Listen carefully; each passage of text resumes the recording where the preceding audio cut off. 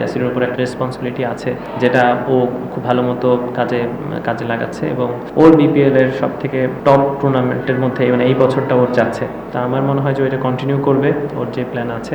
আসলে আমরা তো এক্সপেক্ট করছিলাম যে রানটা একটু বড় আমরা যেন টোটালটা দিতে পারি। আবার সেম টাইমে যখন হচ্ছিল না তখন ব্যাটসম্যানের সাথে কথা হচ্ছিল যে টাইট লাইনে বল করলে হয়তো বা এটাও ডিফেন্ড করা সম্ভব। তো যাওয়ার সময় আসলে আমাদের মধ্যে এই কথাটাই হয়েছে যে যদি প্রুফ করার কিছু থাকে যে এই টিম নিয়ে, তাহলে আজকে একটা অপরচুনিটি যে আমাদেরকে প্রুফ করা যে না আমাদের এই টোটালে আমরা আটকাতে পারি। তো অবশ্যই থ্যাঙ্কস দিতে হয় অহিন, জিসান, ওরা তো অনেক ছোট বলতে গেলে, মাত্র সেকেন্ড বিপিএল খেলছে অহিন, জিসানও হয়তো 3-4 নম্বর ম্যাচ বিপিএল এর ক্ষেত্রে।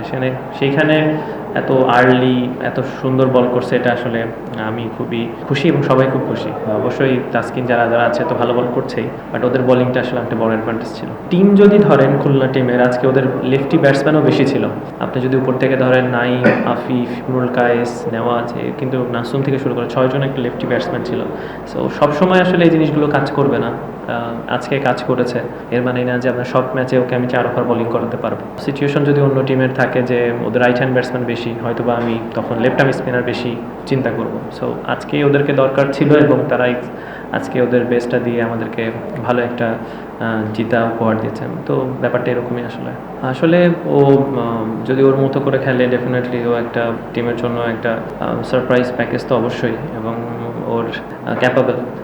আশা করি ও এই জিনিসগুলো বুঝবে, শিখবে। বিপিএলে তারও অনেক প্লেয়ার আছে যারা ভালো করছে, তাদের সাথে যদি ও কথা বলে এবং নিজের কোয়ালিটিটাও যদি ওইভাবে মেনটেন করে, তো আমার কাছে মনে হয় এক্সপিরিয়েন্সের সাথে সাথে ওর খেলায় উন্নতি হবে এবং ও আসলে প্রুভ করতে পারবে যে ও কতটুকু ক্যাপাবল। ডেফিনেটলি বিপিএল যেরকম মানের খেলা হয় সেখানে অবশ্যই একটা চ্যালেঞ্জ থাকে। আসলে ওই চ্যালেঞ্জটা ও পার করে যখন ফেলবে আশা করি তখন জিনিসটা ওর জন্য আরও বেটার হবে। ডেফিনেটলি ওর জন্য চ্যালেঞ্জিং, কিন্তু আশা করি ও পারবে। আসলে আমরা সত্যি যদি বলি তাহলে আমরা বিপিএলের শুরুতেই যখন আমরা কথোপকথন করছিলাম, যারা মোটামুটি আমরা জানি যে আমরা নিয়মিত ম্যাচ খেলবো, যে সেখানে একটা কনফিডেন্স বিল্ড করে।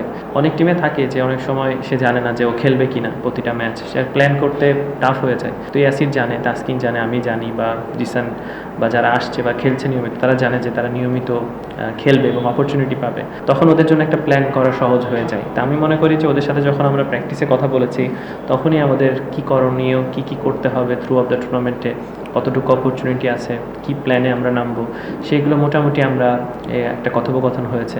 এবং ওইটার পরিপ্রেক্ষিতেও যখন পারফর্ম করছে, ওর সাথে কথা হচ্ছে, ওই প্ল্যানেই আছে। এবং আমার মনে হয় যে ওর বিপিএলের সব থেকে টপ টুর্নামেন্টের মধ্যে মানে এই বছরটা ওর যাচ্ছে। তা আমার মনে হয় যে ওইটা কন্টিনিউ করবে, ওর যে প্ল্যান আছে। আর আশা করি যে ওর কাছ থেকে আরও কিছু ইনিংস পাবো। আসলে ভালো, খুব পজিটিভ মাইন্ডসেটে আছে আর পজিটিভ ছেলে।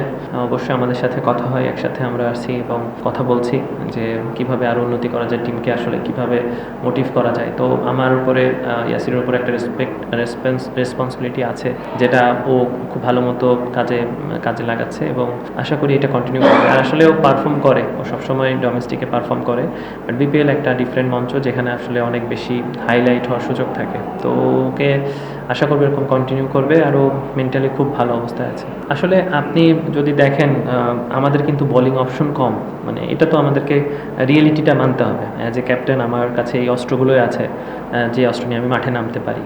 আসলে সিনিয়র প্লেয়ার আমরা অবশ্যই চাবো যে তার এক্সপিরিয়েন্সটা পাওয়ার প্লেতে কাজে লাগুক। কারণ জিসানের হাতে বল তুলে দিব নাকি অহিনের হাতে, নাকি আমি শফিউলের হাতে, ডেফিনেটলি সে 10 বছর ধরে ন্যাশনাল টিমে খেলছে, তার হাতে বলটা দেওয়াটাই আমার জন্য সব থেকে বেস্ট অপশন হবে। এক্সপিরিয়েন্স এবং আপকামিং মানে সে ইমপ্রুভ করতে চাচ্ছে যে না আমি এখনও খেলতে চাই। সো সেই ক্ষেত্রে আসলে ক্যাপ্টেন হিসাবে আর অবশ্যই ডিসিশন আমি তাসকিনের কাছ থেকে নেই, অনেক সময় ইয়াসিরের কাছ থেকে নেই, আমাদের এত বড় একটা লিজেন্ডারি কোচ আছে এজাজ আহমেদ, তার কাছ থেকে নেওয়া হয়। তো আসলে সবার কাছ থেকে প্ল্যান করে আসলে বলটা একটা প্লেয়ারের হাতে তুলে দেওয়া হয়। তো যখন সে এক্সিকিউশন করতে পারে না তখনই আমরা আসলে প্ল্যানটা একটু চেঞ্জ করেছি যে আমরা আসলে কিভাবে যেতে পারি। সো আজকে ওদের লেফটি ব্যাটসম্যানও বেশি ছিল, নাহলে হয়তো আজকেও আনা লাগতে পারতো। সো আসলে আমার কাছে এইটাই অপশন আছে এবং সেই অপশন না, আমি মনে করি সে এক্সপিরিয়েন্স, সে আসলে তার কাছ থেকে আমরা আশাবাদী সে আরও যদি সুযোগ পায় সে নিজেকে প্রুভ করবে যে না সে এখনও খেলার মতো, সে খেলে যাবে।